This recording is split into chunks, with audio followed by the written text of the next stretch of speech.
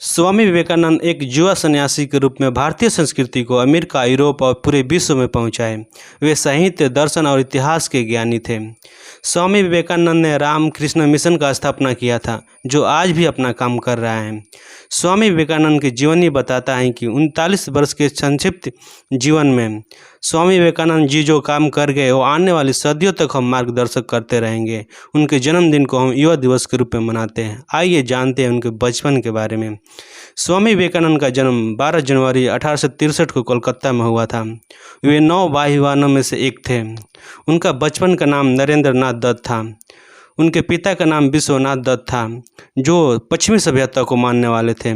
वे high court Kolkata के प्रसिद्ध वकील थे। नरेंद्र दत्त का माँ का नाम भुवनेश्वरी देवी था, जो धार्मिक विचार वाली कर्तव्यपरायण महिला थी। उनके घर नियमपूर्वक रोज पूजा पाठ होता था। परिवार के धार्मिक और आध्यात्मिक वातावरण के प्रभाव से बालक नरेंद्र के मन में धर्म और अध्यात्म के संस्कार गहरे होते गए। बचपन से ही नरेंद्र तेज बुद्धि के थे और नटखट भी थे। अपने साथी बच्चों के साथ खूब शरारत करते थे और मौका मिलने पर अपने अध्यापकों के साथ भी शरारत करने से नहीं चूकते थे। उनके शिक्षा के बारे में जानते हैं।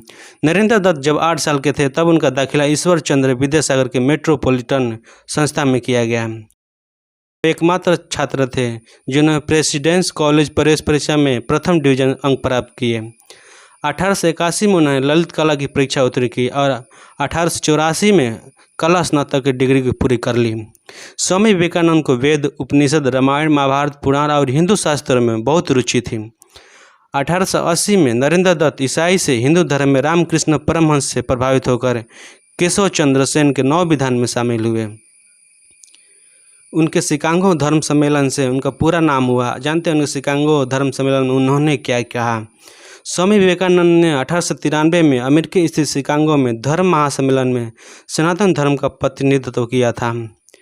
मेरे अमेरिकी भाई और बहनों, आप जिस प्रेम और स्नेह से आप लोग स्वागत किए उसके प्रति आभार प्रकट करता हूं और मेरा हृदय हर्ष से पूर्ण हो रहा है। इतना कहने पर स्वामी विवेकानंद के लिए लोगों ने खूब तालियां बजाने लगे। स्वामी विवेकानंद जी डायबिटीज और अस्थमा रोग से पीड़ित थे।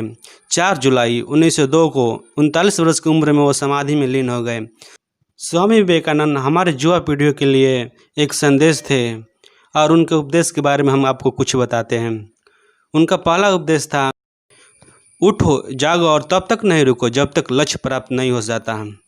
और दूसरा, एक समय में एक ही काम करो और ऐसे काम करते समय अपनी पूरी आत्मा उसमें डाल दो और बाकी सब भूल जाओ।